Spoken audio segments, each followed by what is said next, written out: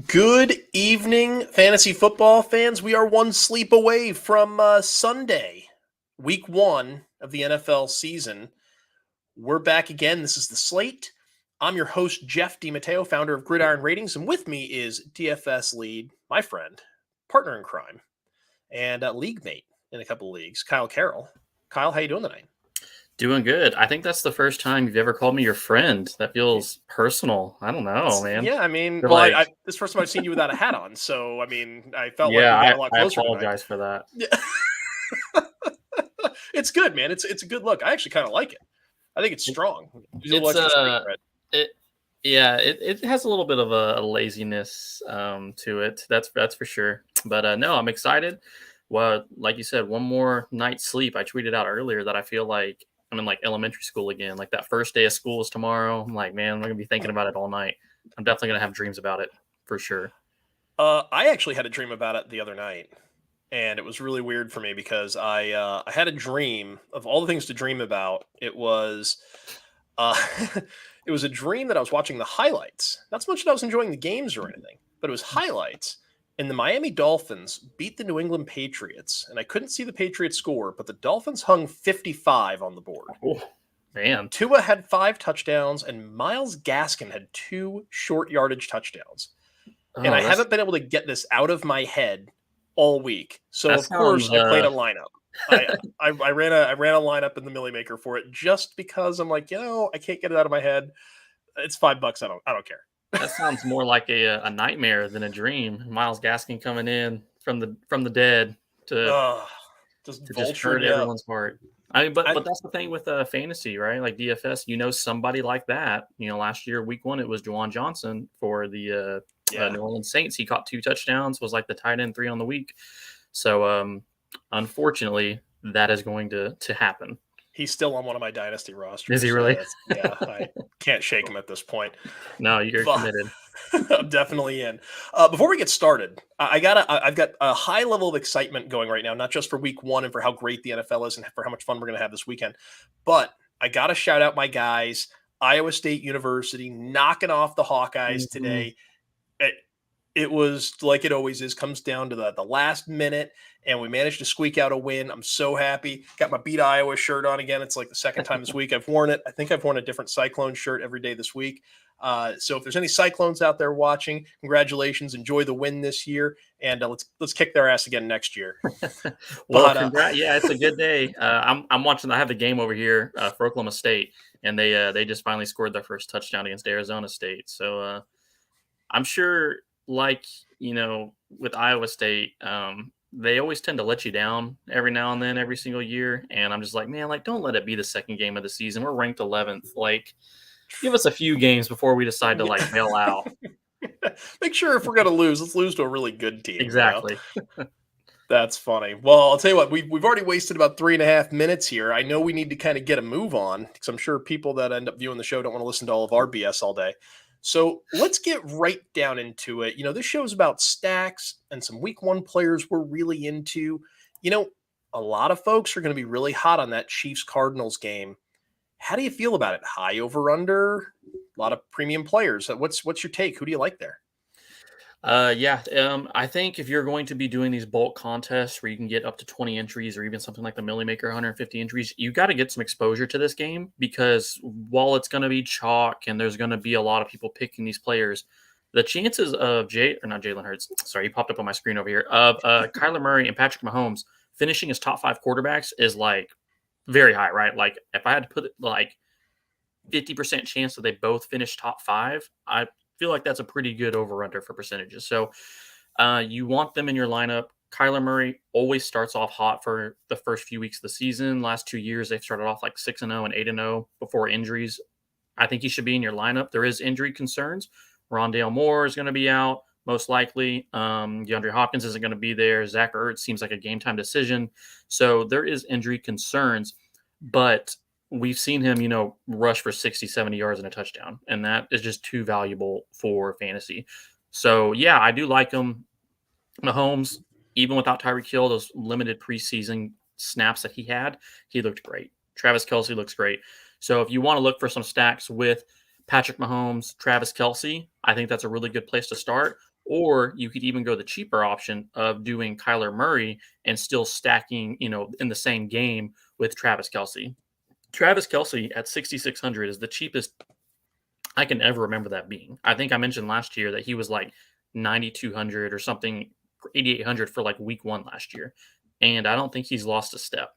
So when you're looking at this game, you want exposure. Doing something like Kyler Murray, Hollywood Brown, and Travis Kelce is something I've done in a ton of my lineups because I think there's a very good chance that all three of those guys can finish in the top, 5, 6, 7, 8 in their position. And that's really what you're looking for.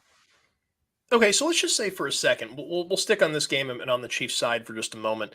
So let's just say you stack Mahomes, you get Kelce, okay? Mhm. You're talking about paying up for the number 1 most expensive quarterback. You've got the number 2 most expensive tight end. Even if you add a cheap defense like the Dolphins at 2,600, your average remaining value per player on DraftKings is going to be like $5,500. Like, where are you? Who are kind of some of the cheap dates, the guys you're looking at that have that kind of low cost but high upside potential to help you maybe win one of those multi-entry tournaments, or at least make up enough ground where you're not, eating a ton of chalk or just kind of treading water with the field?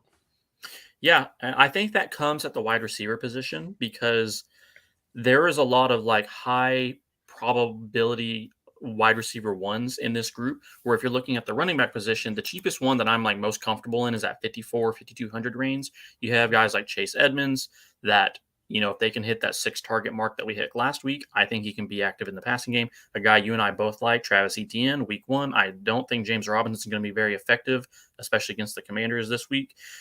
So there are some values, but you just said, we're about 5,500 left in salary. 5,200 doesn't give you a whole lot of room. So out of the wide receiver position, when you're scrolling down, the default for DraftKings, the kind of default marker is like 4,000, right? So you're going to have a ton of people at 4,000 and you're going to kind of keep scrolling. So what you need to do is go to, when you're on the app or on the website, go to actual games because sometimes you forget what receivers are available. And one receiver we both like, if you go to the Raiders and Chargers game, is Joshua Palmer. Joshua Palmer is priced at 3,800. He's projected to be the wide receiver 3 for this team. He's had a few good games last year that kind of like showed out on his own. He was a rookie last year, so you do have to take that into account that he wasn't around the whole time. Justin Herbert threw for over 5,000 yards. So players like that you're looking at. Someone else on this kind of 5,500 is Michael Pittman. He's right at the 5,500 salary. So someone like that who could ascend into a top 10 wide receiver this year, already had a really good year last year and is not going to change your salary. So being able to kind of keep that there while you're still adding additional players. When I just mentioned Joshua Palmer, if you add him on, or Sky Moore out of that same game, if you want to get the trio stack, it increases your salary back up to 5,800. Then you add, someone like Michael Pittman in there, who's at 5,500 right now. Once you add him in, you're up to 15, almost 6,000 in salary available. And then you have some wiggle room there. And Now you can go get a premium. They can still get a premium player potentially under your belt. That's cool. I can dig that. Sky Moore's a guy I like quite a bit. And we'll get off the Chiefs in just a moment here. But, because I think that Cardinal side's pretty weak. It's Kyler. It's Hollywood Brown. Otherwise, I don't want any part of that group. Mm-hmm. But, with Sky Moore, this is a guy where it seems like there's a lot of hype. We're pretty excited about this cat. But, I mean, are there really going to be enough balls to go around in week 1 for the rookie when we're looking at Kelce and we're looking at, Juju, and they're trying to figure out, well, hey, what do we have in MVS? Because MVS, we've seen him in Green Bay. We know what he is. We know what he is with a premium quarterback. Yep. He had Aaron Rodgers throwing him the rock. He's nothing. He's a jag. And to me, he's overpaid.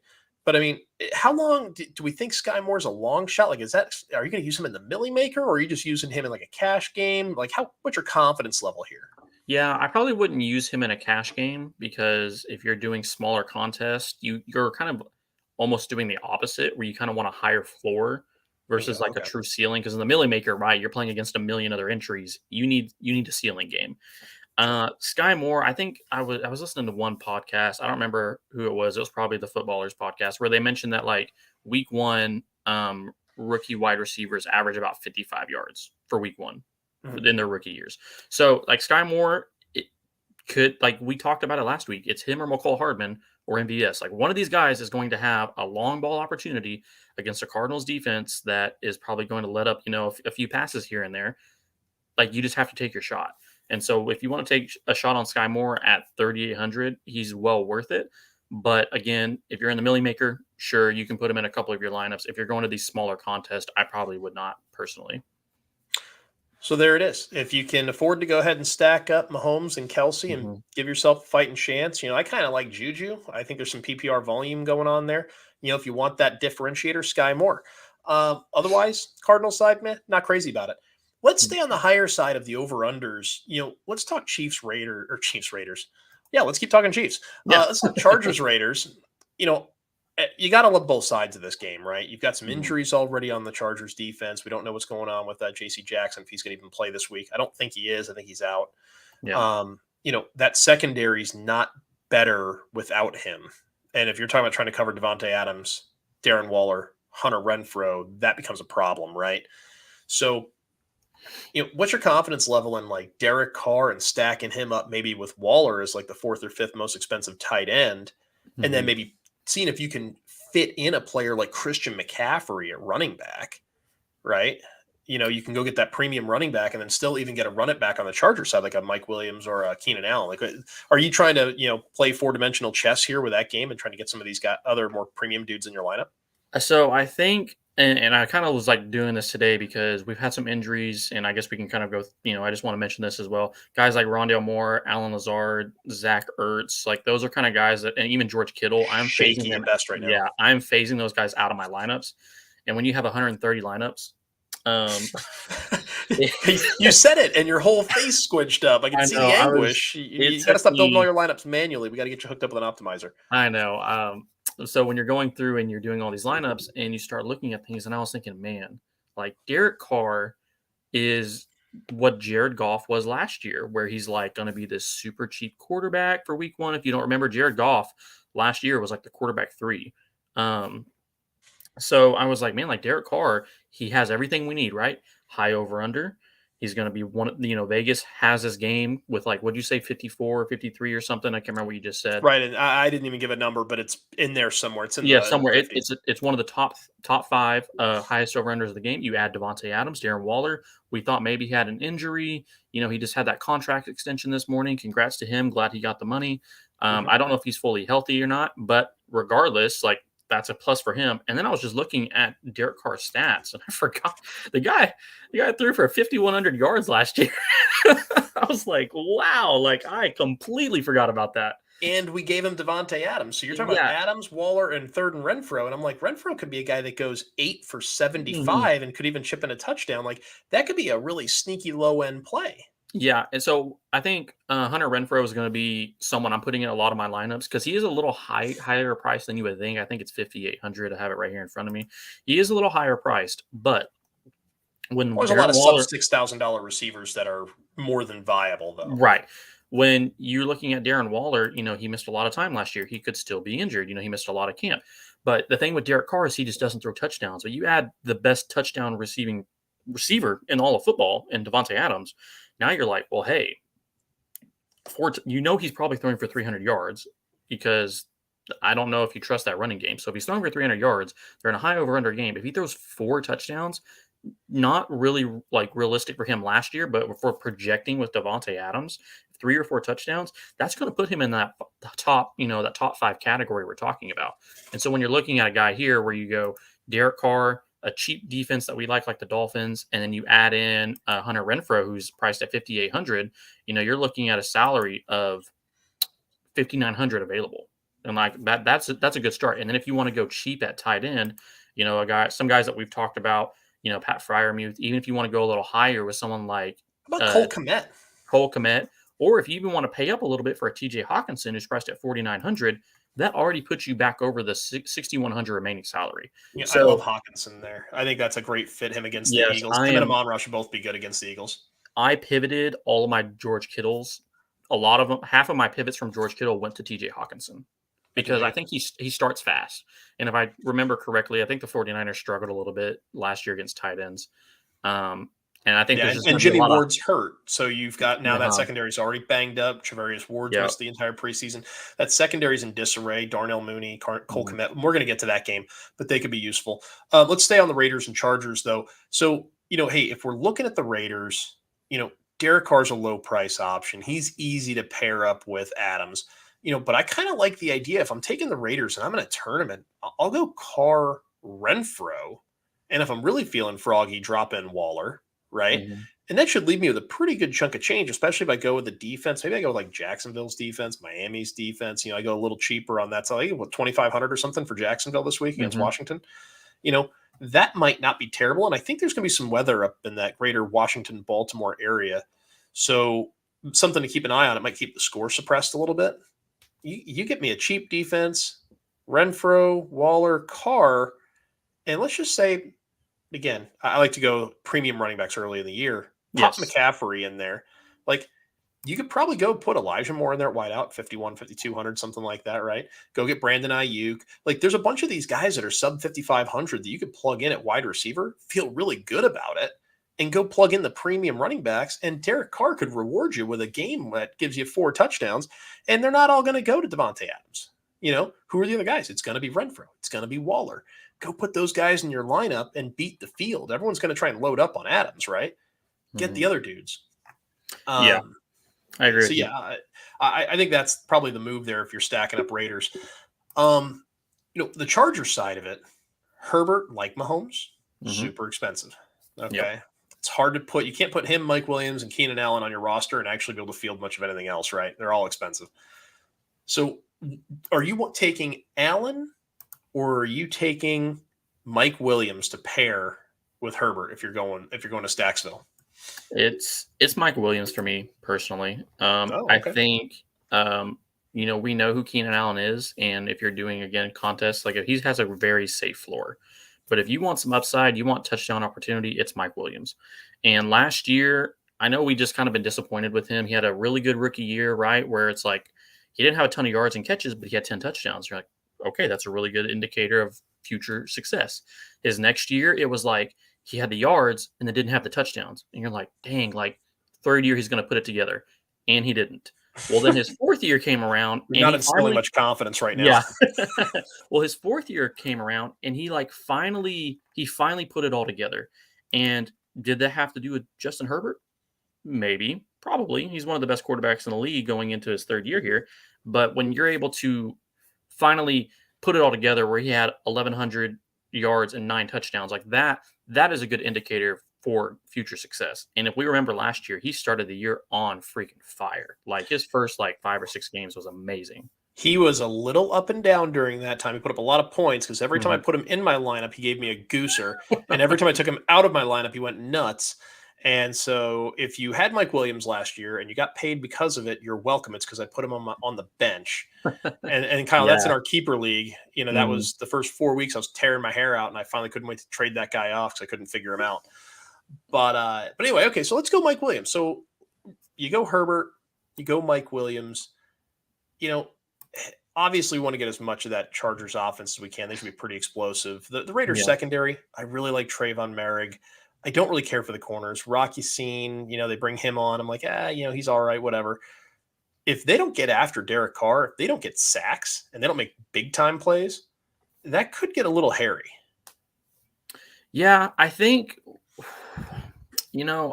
that's the problem, right? Is like the Chargers are they should have been a playoff team last year, and all they did was improve their defense this offseason, especially when you had someone like Khalil Mack. So And the when Raiders added Chandler Jones. I mean, both these teams did the same thing.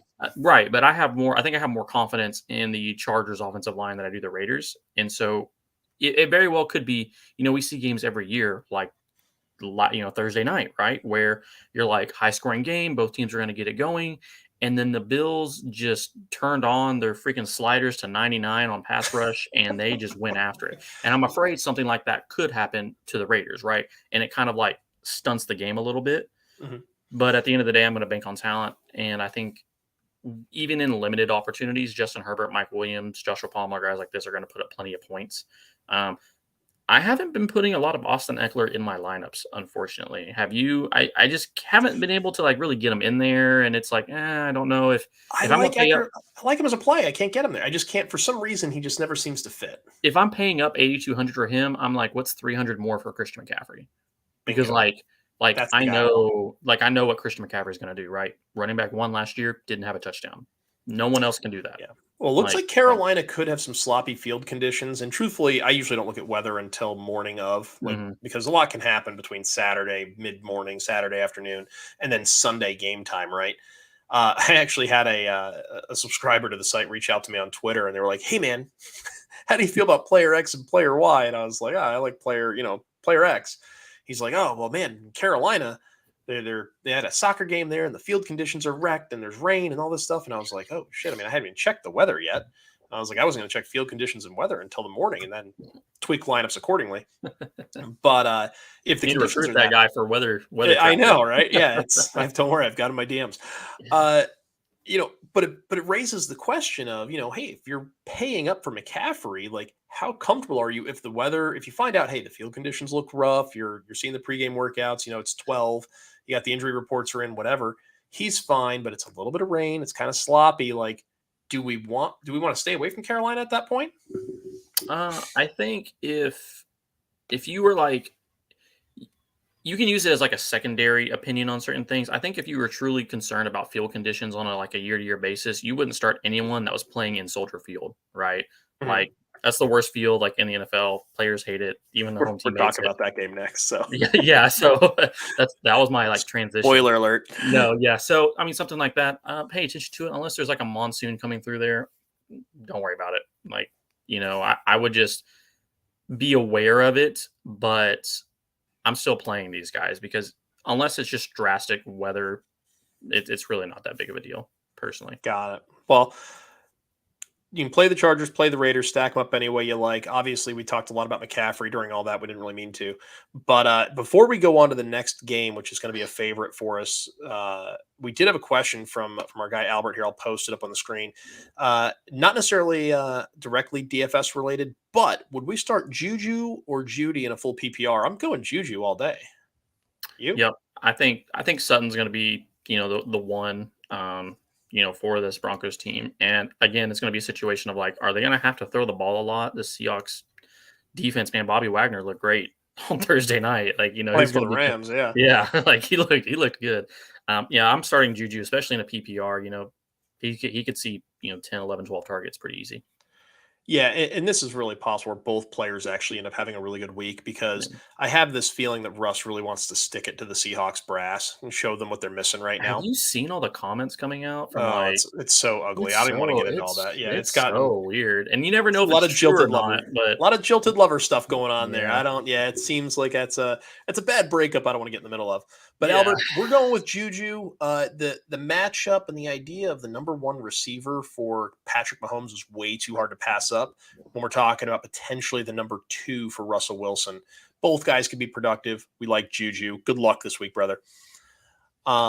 With that, let's shoot over to our next big matchup for the week when we're talking about stacks and kind of games we want to target. 49ers Bears, and this is in Chicago. The Trey Lance experience begins. Now, I'm a big 49ers fan. I got the jerseys behind me. I got Joe Montana's over my shoulder over here. It's obviously I'm a little stressed about this one. But Trey Lance is cheap for DFS, and he runs a lot, right? So give me Trey Lance. This doesn't feel like a Debo game. Why would Shanahan break out the playbook against a team that he's favored against pretty handily? I'm feeling like this is going to be a boring game. Ayuk, Mitchell, Trey Lance runs a little bit. I think Shanahan almost needs to like blow them out, right? Because like there's been a lot of offseason chatter about like, remember he had the arm fatigue or whatever in training camp, and then it's like, he hasn't looked very good, and then it's you re-sign Garoppolo to like the highest backup, blah blah blah, and it's like $6.5 million on a 1-year deal. Yeah, he was making 24. So personally, it's a good move, right? Like some of these running quarterbacks get hurt, or just quarterbacks in general get hurt. I mean, how many years has he suffered through like all those backups that have gone through San Francisco when Garoppolo was hurt himself? Yeah, it doesn't really feel like a Debo game, especially when he was kind of like injured the last few weeks. Not anything serious. He's going to be fine. He's going to play.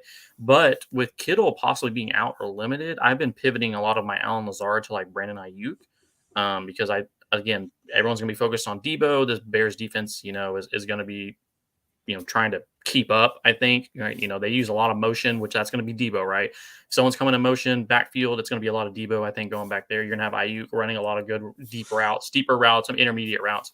Trey Lance at 6,000, I think it's just priced right because you don't know what you're going to get, but the ceiling is there. And just like Derek Carr, he allows for so much more flexibility on your roster. So if you like to do stacks, you don't necessarily have to do a stack with Trey Lance. There's guys like Trey Lance and Jalen Hurts and some of these guys that are good independently because they're probably going to get some of their rushing touchdowns or rushing yards. That's going to help them overall. But if you throw in a guy like Trey Lance and Debo, which I believe is 50, or Brandon Ayuk, who's 5,200, you throw in a cheap defense like the Dolphins, you still have 6,000. And you've already committed to your quarterback position. So I feel like he's in a really good position for this game. But again, I'm not playing Kittle. Are you? I feel like even if he's out there, he's probably a decoy in week one. I'm staying away. I've already pivoted off of him on all my DFS lineups. There's a couple spots like the Scott Fish Bowl where I may keep him lined up if he's playing. I'm going to leave him in there. Because I was the idiot doing the bully tight end thing, and I took like 8 tight ends in the first like 9 rounds. But no, I'm definitely staying away from Kittle. I want to know more. I want to see him running and all that. But yeah, I think Ayuk, Lance, the Dolphins defense, the Jags defense, give me that setup there. I'm happy to run it back at tight end with Cole Kmet. And you're talking about another low price option in a position where he could actually flourish because the Bears are going to have to throw it late. Right. And so the assumption would be the 49ers are going to focus defensively on Darnell Mooney. Kmet could spend some time being open down the middle. They're already banged up in the secondary. There could be some openings there. Even if, Kmet goes out and only gets you like 12, that's a huge win, I think. And you're pretty happy with that at the tight end spot, especially for Kmet. I mean, what is he, like $4,000? Yeah, he's right there with like Freiermuth where he's he's 3,700. 3,700. So yeah. So I mean, without actually putting it all together, I mean, just for giggles, I'm actually going to try, and I've got the DK window open here because I'm a degenerate. It's always open on my computer. Yeah, I mean, I got it open here too when I did that stack, and I mean, it's not bad. Yeah, I feel like it gives us a lot of flexibility. And this is just another one of those builds where now you can go ahead and focus yourself on some other premium assets, right? Week 1 is the best time to go get your premium dudes at running back because they're not hurt yet. This is the time. Go get them. Yeah, and even when you look at last year, as I'm loading this tab, the week 1 running backs that scored like in the top 5, it was Christian McCaffrey, Joe Mixon, DeAndre Swift, Nick Chubb, and then Jamal Williams, who just happened to have 11 or 12 targets or something crazy. So, these guys, and then even week 2, it was Aaron Jones, Derrick Henry, Christian McCaffrey, and then Cordarrelle Patterson, who was coming out, and Tony Pollard. So, I mean, a majority of these guys are like your cream of the crop, your top tier running backs. But flipping it to the Bears side, Justin Fields is kind of the same as Trey Lance, but I'm not as confident in Justin Fields. This 49ers defense is pretty good. Even with some of their injuries in the secondary, I still think they're high quality. They're going to be well coached, and I'm kind of avoiding David Montgomery altogether. He might get some garbage time targets that kind of get him, if he ended up with like 4 catches for like 36 yards, that might bump him up a little bit. But if he doesn't score a touchdown, which I don't think he does, you're going to be hurting. And I don't think there's other players in that price range that are much more worth it. Darnell Mooney, for some reason, whenever he wasn't drafted in dynasty rookie drafts ever, he was almost undrafted or 4th round. And so I just picked him up on half of my dynasty rosters. And so he's a personal favorite of mine just because I have him everywhere and he was free. Yep. He's a good player, still the wide receiver 1 on this team. By far, not even close. And then Cole Kmet's kind of a really distant second. And then somebody else will show up occasionally, but I don't think they're going to throw the ball more than 20 26 times, 28 times, but they might have to because they're going to be down. So that's kind of my opinion on the second one. Cole Kmet, I think, is a fine stream. Putting Kmet in your lineup with Trey Lance and Brandon Ayuk, I think, is very loss of words here, but pretty much it's unique. It's going to be a unique lineup. Yeah. Like, there's not going to be a lot of people doing that kind of stack. I'm not afraid of targeting a bunch of wideouts, sub $6,000, even sub $5,500, 55 and below, and then going out and getting a couple premium backs. Like if you're able to do that and stay, under 5,500 in the flex, because I always use a wide receiver in my flex. PPR on DK, like that just makes too much sense. And then I run, 3 raw wide receivers under 5,500 with Lance, and Ayuk's one of those receivers. You can go out and get 2 premium backs. You can afford to go get, a McCaffrey, Eckler, a Taylor Cook, a Taylor Kamara, McCaffrey Kamara. There's options you can go with if you want to dig deep enough. And that's the kind of stuff you got to figure out is like, what's that unique build? What's that unique layout? So, Trey Lance will probably be popular. Hurts will probably be popular. So the trick is taking on those stacks and then finding the other guys from the games you need to target, but the lesser known guys. Now, if you're playing cash and you're playing, single entry type jobs, just put the best players in your lineup and go get as many points as you can, right? Same thing with like double ups, 50-50s, all that. The one piece of advice I think we'll give this week is if you're playing DK like we typically do, wide receiver in the flex, right? We generally don't like running back in the flex. Is that fair to say? The only way I'd put running back in the flex, and I was kind of messing with it here, is if you ended with a situation where you had guys like Brandon Ayuk, Michael Pittman, and Adam Thielen with like Trey Lance and Cole Kmet in a cheaper defense, that still leaves you with 2 positions of like 6,500, and 2 guys I kind of like in that range is like Aaron Jones, and then you're left with 6,400. So if you wanted to take a chance on like a Najee Harris or something like that, like that's the only situation in which like if you had a lot of left, but I'm always wide receiver. Get that guy that's going to get that 100-yard threshold and get you those 3 bonus points. That's I'm with you there. Yeah, don't forget your bonuses, guys. When you're going in, setting up your DK lineup, try and find those guys. Like, really, the name of the game here is to find those additional points, right? You can have one guy go 6 for 99, another guy goes 6 for 100. Well, that guy 6 for 100 may not seem that big of a difference, but guess what? He got the bonus, and he just made a few more dollars than you. So let's try and find those triple-digit dudes rushing, triple-digit dudes receiving, and then, really importantly, 300 yards passing. I've only got 2 guys breaking that 300-yard marker, and that's going to be Mahomes and Herbert. I don't know how true that's going to be because, predicting individual games like that on week 1 is kind of a fool's errand. In 3 or 4 weeks when we have more data, we'll know more about it. But, I think those are kind of like the key stacks. Like, give me another game that maybe you're into that you feel like, hey, here's a game I want to get involved with and I want some parts of. Like, who else do you like out there?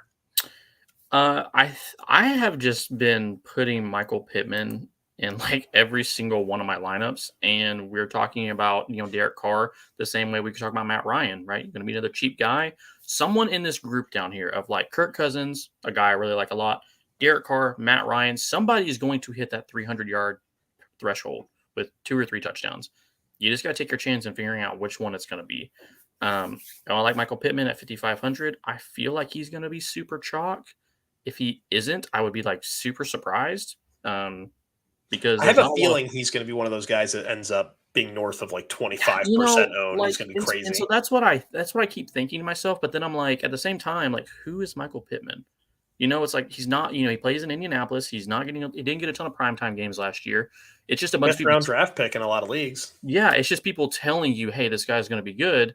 But he might be a little forgetful, and so fingers crossed. That's what I'm hoping for. But like Brandon Cooks for his price at 6,200. I'm not really touching Damian Pierce. Jonathan Taylor if you can get him in there. I don't really think there's much else to talk about that game. Nico Collins is like a deep stash. I know you mentioned him before at 4,200. But I wanted to get to this Packers Vikings game because I was looking at my thing and I skipped it. This is my game. Like, this is where I'm putting like all my chips in. Oh boy. I'm stacking Cousins with Adam Thielen as much as possible because it is cheap and efficient, but Kirk Cousins for me is going to be that guy that surpasses that 300 passing. Green Bay has a really good front 7. I think they're freaking solid. And Jair Alexander, one of the best in the league is going to be hopefully, fingers crossed, again, on Justin Jefferson the whole time. So if you can get Adam Thielen and KJ Osborne in your lineups, Osborne, unfortunately, for a wide receiver 3 is actually like kind of mispriced, I believe. He's kind of higher. I believe he's 4,900. He's 4,900, which is like, it has to be the highest priced wide receiver 3 for DraftKings. It's almost priced as if like Adam Thielen was like hurt all off season, which he really wasn't. Or like he's 34 or however old he is. It could be 34, but he still played really well last year, and that's why I'm putting him in my lineup early, right? Like I expect him to break down later in the season, kind of like these running backs do. But he's looked great last year, outside of just little injuries. But I'm stacking Adam Thielen. I'm putting Aaron Jones in that lineup with him. So I'm going Cousins, Aaron Jones, Adam Thielen for like my like run it back stack. And that's where I'm starting a majority of my rosters. And then, of course, throwing a guy like a Michael Pittman in there. Well, I'll tell you, Jair Alexander's not going to be on Justin Jefferson the whole game because the thing with the thing with the Vikings is that their coach comes from that Rams tree. He comes from the Sean McVay coaching tree. And the talk out of Vikings camp, at least from Justin Jefferson, is that he now understands why Cooper Kupp is always open. And they're trying to scheme some of that up and around Justin Jefferson. And if you're telling me a supremely talented player like Justin Jefferson can be schemed open in a similar way to Cooper Kupp, that guy's going to be unstoppable this year. And with Cousins' price, I'm thrilled to stack Jefferson with Cousins and then figure it out. Because there's a very real possibility that if they're moving him all over, Jair Alexander's not going to come into the slot. And if you're telling me I can get him moved around and I can line him up on Eric Stokes, I can line him up in the slot, and I can create ways to manufacture touches for him and to get him open and to get him into space so he can make plays, a la Cooper Kupp, where he gets 10 for 130 and a touchdown, give me that all day. I am willing to put him in at least in one lineup minimum every single week, just at the shot that maybe he does that. I like Thielen this week. He's priced well and all that. But I think for me, if I need a cheap option, I'll go Thielen. But if I'm going to build around the Vikings, man, give me Cousins, give me Jefferson. Let's see where it goes. Because if he blows up and does a Cooper Kupp thing week 1, that's a guy that could very easily pop off and give you 200 yards receiving and go completely hamsticks. More interesting side to be Green Bay to me. Lazard's hurt. Devontae Adams is out of town. Bobby Tonyan's still trying to come back from his injury. You've got the 2 running backs, but who the hell is Aaron Rodgers going to throw it to? I'm like, it's Romeo Doubs for a touchdown? Yeah, that's where I'm going. That's where I'm going with Aaron Jones because he's still the starting running back, but they're going to be splitting a lot of time with Aaron Jones and AJ Dillon on the field. At least that's what they're talking about doing. So hopefully he can get some slot work because I doubt Lazard's going to play. Tonyan, they say he's going to play, but he hasn't played since God knows when. He's been hurt all year, and yeah, they talk about Dobbs. They say Christian Watson's probably going to play week 1. So I guess. Did he even play in the preseason? Have we seen Christian Watson? No, he didn't play. I guess, you can, if there's one guy, just one, I think it's Sammy Watkins. I'm not sure it's Sammy Watkins. It's definitely not Randall Cobb. Like, you cannot make me put Randall Cobb in any of my lineups. I know he's like 3,400. He's like greatly priced, but he's going to have like 6 catches for like 43 yards. Maybe you get a touchdown. And even then, that probably doesn't crack the top 10. That's 16 points on 3,800. That's 4X. I know. But I just think that there's better options out there available because I don't know if who else is going to put that Cobb who else is going to go, corn on the cob there for week 1? But again, I hear you. I keep none thinking, of these guys I are thought sexy. the same thing last year, right? Where they traded for Cobb and it was like, what was it? It was the whole storyline of like Rodgers came back and he's only coming back if like Randall Cobb gets traded, right? And so they do this trade. He wants some of his guys. Yeah, he wants with his guys. And then Cobb did absolutely nothing all year. Yep. And it's like, yeah, again, he's priced well, but at what, truly at what cost? Like, what is he going to give you? Sure.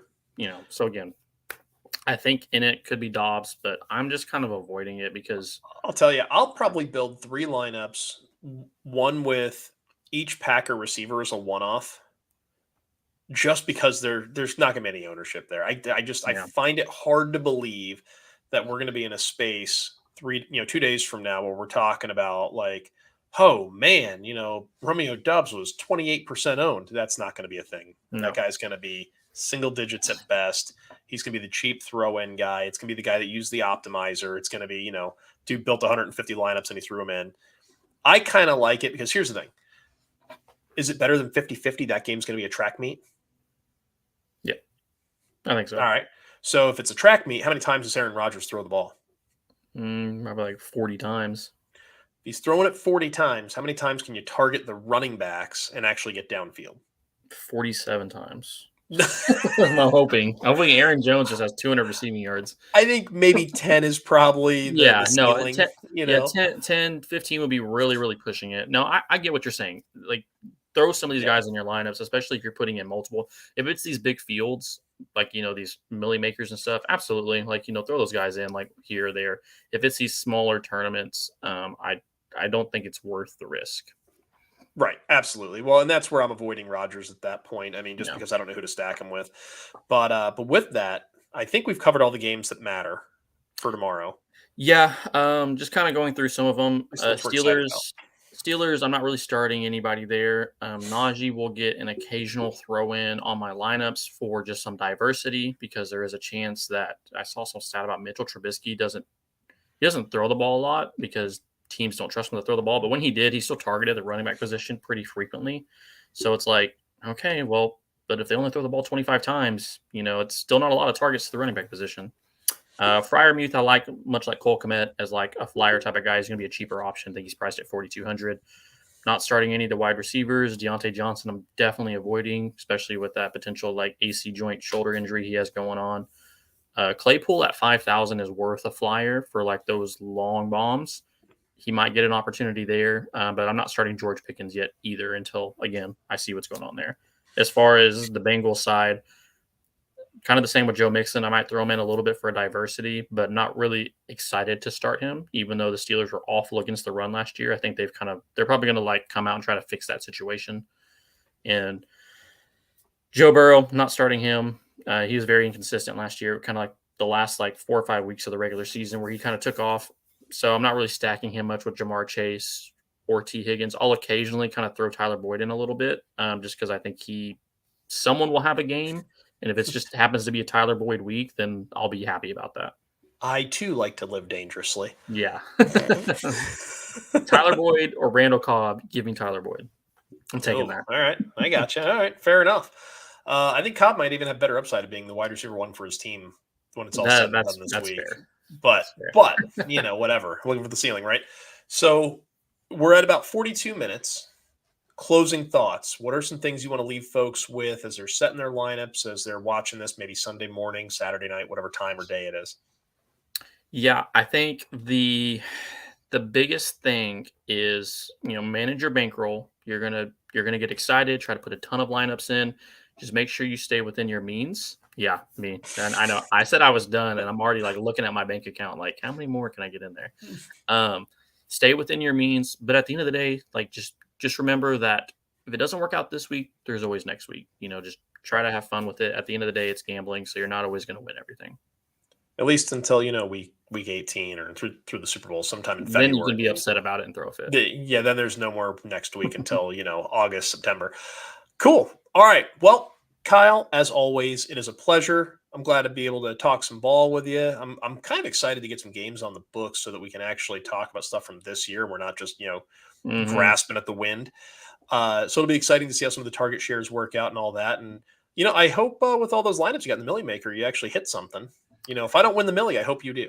I just need a little. I don't have to win $1 million, but if I can get like 15th place, I'll be happy. Like, look, I'm shooting for the top. I want to win. I want to win the big one. I want the Millie, and it's not Millie or nothing. But man, you got to shoot big. You got to start at the top so you can negotiate your way back. It's Millie or bankroll me for the rest of the season. I think that's where I'm at. That's fair. Okay. I'd love to win enough to pay off my house. That'd be cool. Okay. 15th place. I think 15th place maybe does that. I don't know how much 15th place is. I'd have to take a look. But all right, man. With that, it's Saturday night. This is a good time. Everybody, for Kyle Carroll, you can find him at Fantasy Reserve on the Twitters, or you can go check out gridironratings.com. We've got all kinds of new and interesting content there. Check out our stacks. We've got the DFS pages up. You can see all Kyle's stack ideas for all the different teams that are there, so you have it right there in front of you. Nice foundation to build your teams with. Definitely check that out. We'll have more of those updated next week once all the new fresh pricing drops.